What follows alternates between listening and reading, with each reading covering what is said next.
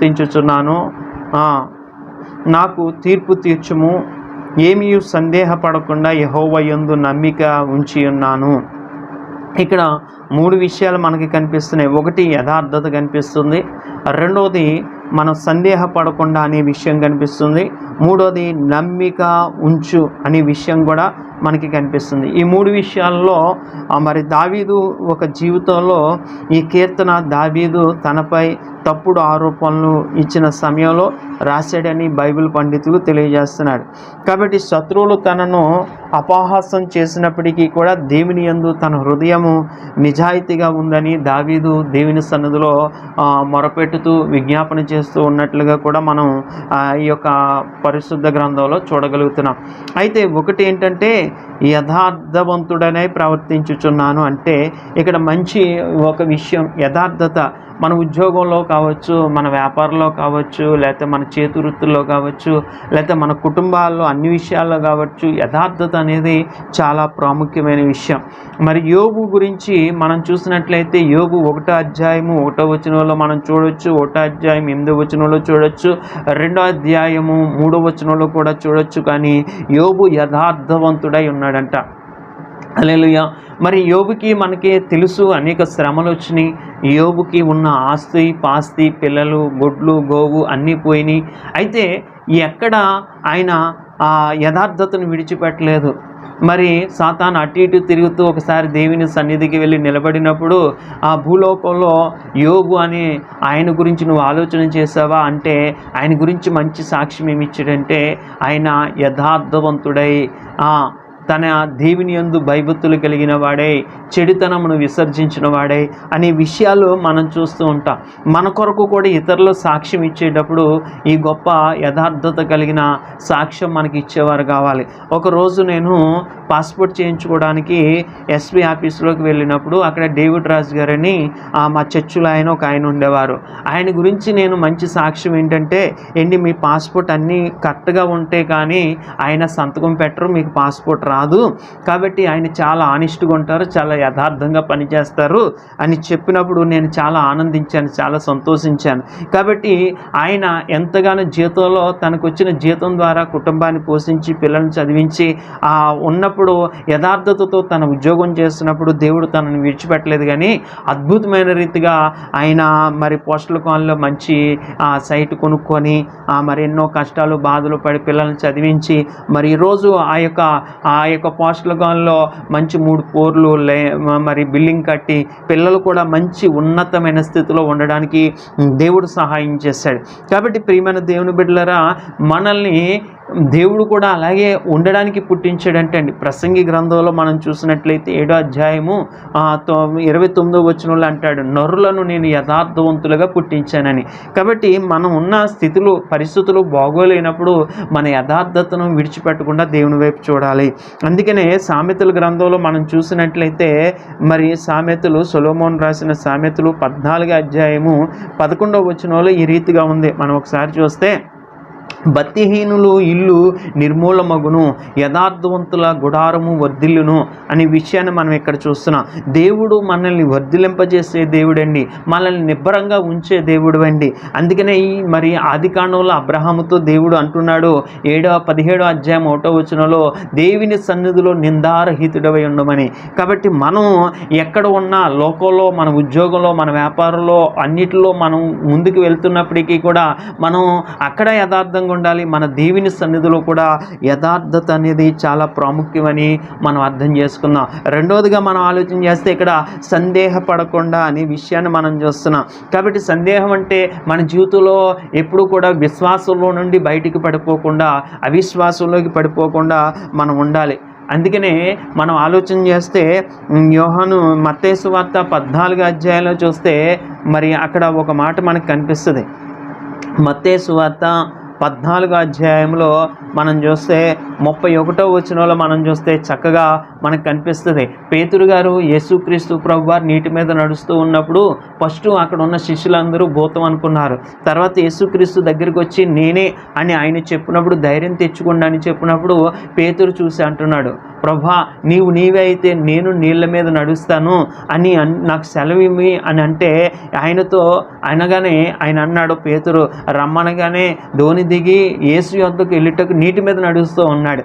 చూడండి, నీటి మీద నడుస్తూ ఉన్నప్పుడు కొంత దూరం బాగానే నడిచాడు, కానీ ఆయన గాలిని చూసి భయపడి ముంపోసాగినప్పుడు నన్ను రక్షించు ప్రభువానికి కేకలు చేశారు. వెంటనే యేసు అంటున్నారు, చెయ్యి చాపి అతని చేయి పట్టుకొని, అల్ప విశ్వాసి నీవెందుకు సందేహపడుతుంది? మన జీవితంలో ఉద్యోగం వస్తుందా? చదువుకున్నాను, నేను ఇల్లు కట్టగలనా? నేను పిల్లలు పెళ్లి చేయగలనా? నాకు వచ్చిన బలహీనతలో నుంచి దేవుడు విడిపించి నాకు స్వస్థత ఇవ్వగలడా? నా సేవ అభివృద్ధి పడుతుందా? లేకపోతే నాకున్న పరిస్థితులన్నిటిలో నుంచి నేను బయటికి రాగలనా? అనేక రకాలైన సందేహాలు మన జీవితాలలోకి అపవాది కలుగజేస్తాడు. కానీ పరిశుద్ధాత్మ దేవుడు మన జీవితంలో కార్యాన్ని చేయడానికి సిద్ధంగా ఉన్నారు. అందుకనే మనం సందేహపడకూడదు. అందుకని యాకోబు రాసిన పత్రికలో మనం చూసినట్లయితే మాత్రం సందేహింపక విశ్వాసంతో అడగవలెను. సందేహించువాడు గాలి చేత రేపబడి ఎగురుపడు సముద్ర అంతరంగమును పోలి ఉండెను. మనం ఏది అడిగినా కూడా దేవుడు ఇస్తాడు అనే విశ్వాసంతో మనం అడగాలి. మన జీవితంలో సందేహం అనేది రాకూడదు. ప్రియమైన దేవుని బిడ్డలారా, ప్రియమైన ఆ జనాంగమా, ఎవరైనా సరే ఈరోజు ఎటువంటి సందేహాల్లో నీవు ఉన్నావో దేవుడు ఆ సందేహాన్ని తొలగించి నువ్వు దేవునిపైన విశ్వాసం ఉంచినప్పుడు దేవుడు నీ జీవితంలో అద్భుతాన్ని జరిగిస్తాడు. 1 యథార్థతగా ఉండాలి, 2 సందేహింపకుండా, 3 యెహోవా యందు నమ్మిక ఉంచాలి. హల్లెలూయా. ఎవరి యందు నమ్మిక ఉంచాలండి? దేవుని యందు మనం నమ్మిక ఉంచాలి. మన నమ్మకము ద్వారా సమస్తము మనకి దేవుడు అనుగ్రహిస్తాడని విశ్వాసం మన జీవితంలో ఉండాలి. ఒకటి మనం అర్థం చేసుకున్నట్లయితే మత్తయి సువార్త 9వ అధ్యాయంలో ఒక మాట మనకు కనిపిస్తుంది. మత్తయి సువార్త 9వ అధ్యాయము 29వ వచనంలో మనం చూసినట్లయితే చక్కగా ఈ మాట ఉంది. అక్కడ గుడ్డివారు యేసుక్రీస్తు ప్రభు దగ్గరికి వచ్చారు. యేసుక్రీస్తు ప్రభు దగ్గరికి వచ్చిన తర్వాత తన ఇంట ప్రవేశించిన తర్వాత యేసుక్రీస్తు ప్రభు దగ్గరికి వచ్చారు కనుక ఆయన అడుగుతున్నారు ఏమనంటే, ఇది నేను చేయగలనని మీరు నమ్ముచున్నారా అని అడగగా వారు అంటున్నారు, నమ్ముచున్నాము ప్రభువా అని ఆయనతో చెప్పిరి. అప్పుడు ఆయన వారి కన్నులను ముట్టి మీ నమ్మిక చొప్పున కలుగును అంటున్నారు. మన నమ్మకాన్ని మనము వ్యర్థపరుచుకునేవారిగా కాకుండా మన నమ్మకము మన పట్ల కార్యాలు జరిగించే దేవుని యందు ఉంచాలి. హల్లెలూయా. అందుకనే మీ నమ్మిక చొప్పున మీకు కలుగును అనే విషయాన్ని ఇక్కడ మనం చూస్తున్నాం. హల్లెలూయా. అందుకని మన జీవితంలో అపనమ్మకం అనేది రాకూడదు.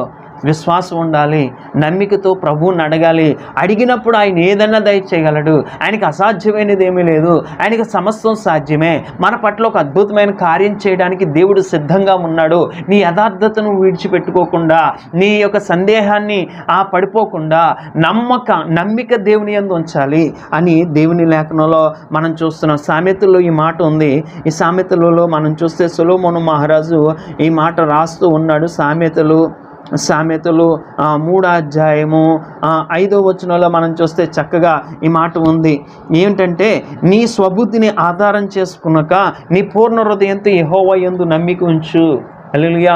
మన జీవితంలో మనకి దేవుడు గొప్ప దేవుడు ఉన్నాడు. మన కొరకు ప్రాణం పెట్టిన దేవుడు ఉన్నాడు. మనల్ని మరణం నుంచి తప్పించడానికి కలిగిన దేవుడు యేసుక్రీస్తు ప్రభువారు ఉన్నారు. మనల్ని నిత్య జీవంలో నడిపించడానికి యేసుక్రీస్తు ప్రభువారు ఉన్నారు. శ్రమల్లో, బాధల్లో, కష్టాల్లో నుంచి, కన్నీటిలో నుంచి, వేదనలో నుంచి, మరణకరమైన స్థితిలో నుంచి తప్పించే దేవుడు ఉన్నాడని నీవు నమ్మిక కలిగి నీ జీవితంలో ముందుకి కొనసాగాలని ప్రభు పేరట తెలియజేస్తున్నాను. అందుకనే చివరిగా ఒక మాట చూసినట్లయితే తిమోతికి రాసిన మొదటి పత్రికలో అపోస్తుడైన పౌలు యవన ప్రాయంలో ఉన్న తిమోతికి ఇలా రాస్తూ చక్కగా ఈ మాట తెలియజేస్తున్నాడు. తిమోతికి రాసిన మొదటి పత్రిక 17వ వచనంలో చూస్తే, ఇహమందు ధన సంపదులైన వారు గర్విష్ఠులు కాక, ఇహమందు చాలా ధనం ఉంటుంది, గర్విష్ఠులు కాక ఆ స్థిరమైన ధనము యందు నమ్మిక ఉంచగా, అస్థిరమైన ధనమందు నమ్మిక ఉంచగా సుఖముగా అనుభవించుటకు సమస్తమును మనకు ధారాళముగా దయచేయు దేవుని యందే నమ్మిక ఉంచుడని ఆజ్ఞాపించును. మనకి సమస్తము సుఖంగా జీవించడానికి సమస్తము ధారాళముగా దయచేయు దేవుని యందే నమ్మిక ఉంచాలి. నీ నమ్మిక నీ దేవుని యందు ఉంచు. నీ నమ్మిక నీ దేవుని యందు ఉంచినప్పుడు, నీ యథార్థతలో నీవు జీవిస్తున్నప్పుడు, సందేహపడకుండా ముందుకు నడుస్తున్నప్పుడు, నీ నమ్మకంతో దేవుని వైపు విజ్ఞాపన చేసినప్పుడు దేవుడు ఖచ్చితంగా నిన్ను వర్ధిలింపజేసి ఉన్నతమైన స్థితిలో దేవుడు ఉంచి సహాయం చేస్తును గాక. ఏ స్థితిలో ఉన్నా నీ నమ్మికను దేవుని పైన ఉంచాలి. అట్టి భాగ్యాన్ని దేవుడు నీకును నీ కుటుంబానికి అనుగ్రహించి ఉన్నతమైన స్థితిలో నీ నమ్మిక చొప్పున నీకు కలుగుటకు దేవుడు సహాయించానుగాక. దేవుడు మిమ్మల్ని ఆశీర్వదించునుగాక. God bless you. షాలోం. మహాపరిశుద్ధుడా, ఈ వాక్యాన్ని వింటున్న ప్రతి బిడ్డలను మీరు దీవించి సహాయం చేసి ఉన్నతమైన స్థితిలో ఉండుటకు బిడ్డలను ఆశీర్వదింపి వర్ధిలింపజేసి నీ యందు నమ్మిక తొలగిపోకుండా నీ కృపలు ఎదుగుటకు సహాయం చేయమని యేసు నామములో తండ్రి. Amen. Praise the lord. God bless.